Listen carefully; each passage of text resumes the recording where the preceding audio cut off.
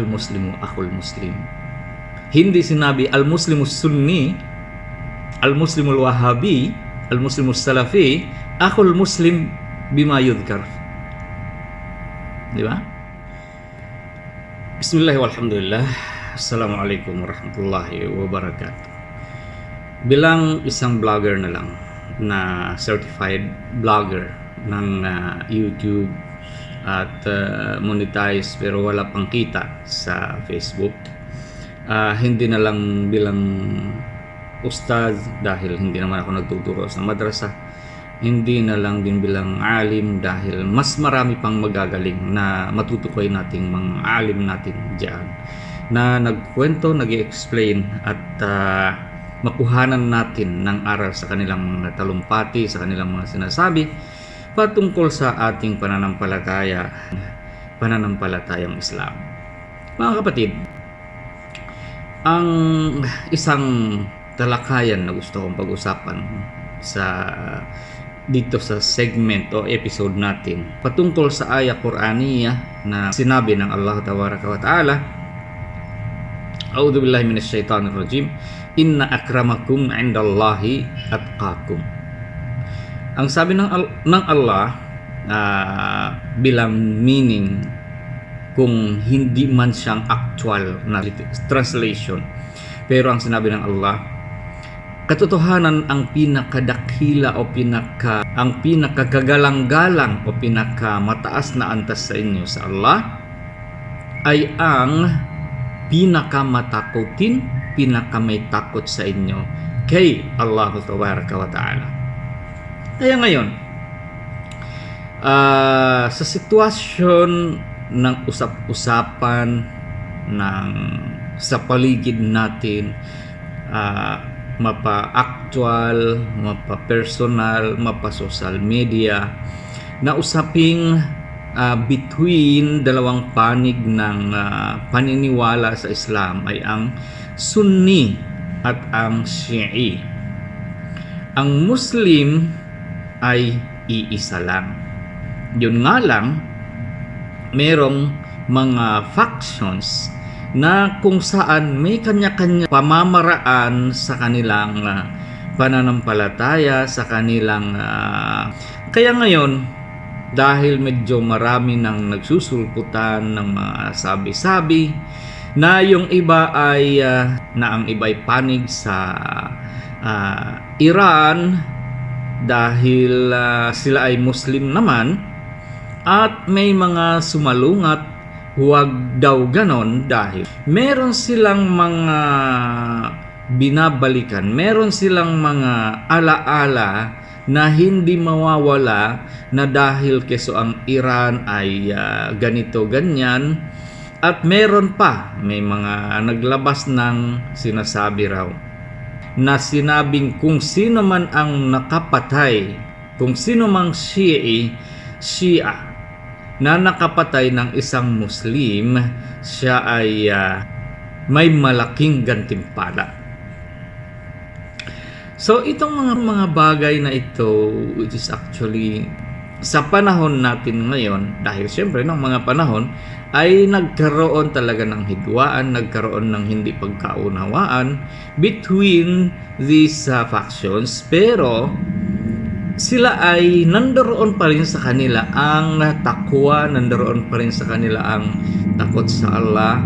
At kung tutuusin, hindi naman natin pwede gawing batayan, gawing basehan ang mga hidwaan, ang mga pangyayaring hindi pagkakaunawaan nila. Kaya nga, sa mga scholars natin, inaalam natin ang totoong Islam upang sa ganon, huwag nating tularan, huwag nating sundin ang mga ginawa ng mga let's say na lang mga sahabi na nagkaroon ng misunderstanding. So hindi nating pamarisan ang mga hidwaan nila, ang mga pangyayaring nagawa nilang labag sa utos ng Islam. Kasi mga kapatid, kung yon ang susundan natin, so hindi natin masasabi na tayo ay Muslim na unified.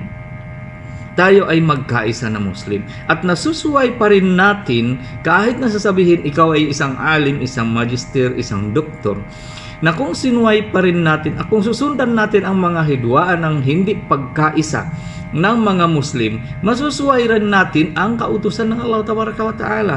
Isa na dito ang sinabi ng Allah, wa'tasimu bihablillahi jami'an wa la tafarraqu.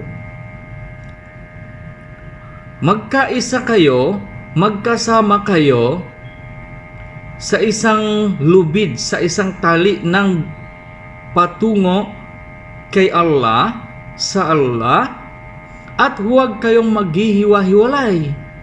Ngayon, kung susundin pa rin natin ang mga hiwalayan na naganap, nangyari sa mga sinaunang panahon na nagkaroon ng misunderstanding, ibig sabihin, hindi rin natin sinusundan ang utos ng Allah. Binabasa lang natin ang Quran, binabasa lang natin ang aya, sinasabi natin ang mga ahadis ng al-Muslim, akhul Muslim la yudhlimuhu wala, pero hindi natin ginagampanan. Dahil hindi, meron pa sa atin ngayon hindi lang problema ng Sunni ng Shi'i, problema pa ng Wahhabi, problema pa ng Salafi, problema pa ng kung ano pa ang mga iba't ibang madahib na sectors na kung saan ang yun ang nagustuhan o kaya yun ang nalalaman natin, ang akala natin yun lang ang tama. Which is hindi mo alam, yung iba, pinag-aralan din nila kung ano talaga ang totoong katuruan ng Islam. Yun po. Tapos ikaw, ang sinasabi mo, sundan natin kasi ikaw ay isang alim, ikaw ay nakapag-aral, ikaw ay scholar. Sundan natin kung ano ang katuruan ng, totoong katuruan ng Propeta Muhammad sallallahu alaihi wasallam, kung ano ang turo ng Islam. At ito ang tahakin natin, ito ang totoo, ito ang tunay. Pero ikaw ay dire-diretso ka lang sa isang linya.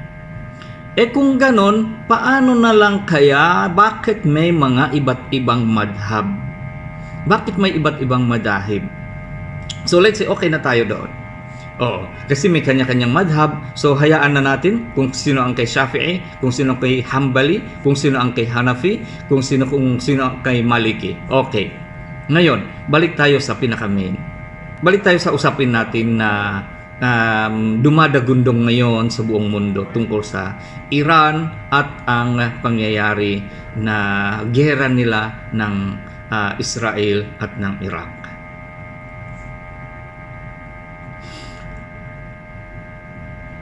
May mga iba na talagang tad-tad ng kasamaan para sa kanila ang Iran dahil sila ay Shia na Rafida. Pero tandaan po natin, ang Amerikano, ang Israel, ang Yahud ay hindi nila ginigera ang Iran dahil sila ay Shia. Ginigera nila ang Iran, una ang sinasabi nila dahil meron silang nuclear weapon. Ginigera nila ng Iran dahil ang sinasabi nila ito ay maghahanda ng lakas upang gamitin para paminsala nila sa ibang nation. At sinasabi nila ang Iran ay masyadong magmamataas dahil ganito ganyan, which is actually ang pinaka purpose nila doon, dahil ang pinaka target nila, ginigera nilang Iran, ayaw nilang umangat ang Iran dahil nag-iisang Iran ang nagpapakita ng totoong na ayaw nilang diktahan ng mga dictators ng mga Hudyo na yung kung sa nang ayaw sa Islam. Lahat ng mga yun, alibay lang. Kung totoo man, oo, pero siyempre, inutusan tayo ng ating relihiyon. Wasta'iddu mastata'tum min quwwah. At maghahanda kayo sa inyong makayanan mula sa mga lakas. At nang sa ganon, hindi tayo basta-bastang mapupuruhan na lang ng ganon-ganon. So, Iran ang sumunod at ang tumayo ng bilang isang haligi ng Muslim country. Ngayon, yan mo na. Sige, meron kang madhab mo, meron kang sarili mong pananampalataya, dahil ito ay nangyayari na mula noon at hindi natin basta-bastang maiba. Pero sa ngalan na lang ng Islam, huwag naman nating tagtarin, pabayaan ang Iran at sinusuknaan, kung baka sa aming wika, sinuknaan pa ang Iran na pupulbuhin ng Amerika, pupulbuhin ng Yahud dahil sila ay Shia, dahil sila ay Rafidin. Kung ganon ang ginawa mo, dahil ang umaway, ang gumiyera sa kanila ay Israel, Yahud at ang dictators na Amerika na anti-Islam din, so ibig sabihin, ikaw ay minhum. Ikaw ay kasama sa kanila. Dahil ang gusto mo ay mawasak ang Iran, which is sila ang Muslim. Di ba? Logic. Kasi wala tayong pinapanigan na hindi natin minamalaki na ang Iran, which is dahil sila ngay Shia, although may Sunni naman, pero iilan lang sa kanila. Kaya gaya ng nasabi ko, ang pinakamas mainam na lang ay neutral na lang tayo kung hindi na natin ipagdua ang Iran ng kanilang kaligtasan, ng kanilang lakas. Dahil yun nga, meron ka pa rin talagang napupuna, meron ka pa rin kinikimkim na kwento. Kwento lang naman kwento lang naman yun Kwento lang naman sa iyo, tarikh, sira, hindi pa natin alam kung yun ba talaga ang legit na history na narinig at nabasa mo. At sabi ng Propeta Muhammad sallallahu alaihi wasallam, yun nga, al-Muslimu akhul Muslim. Hindi sinabi al-Muslimu Sunni, al-Muslimu Wahabi, al-Muslimu Salafi, akhul Muslim bima yudhkar. Di ba?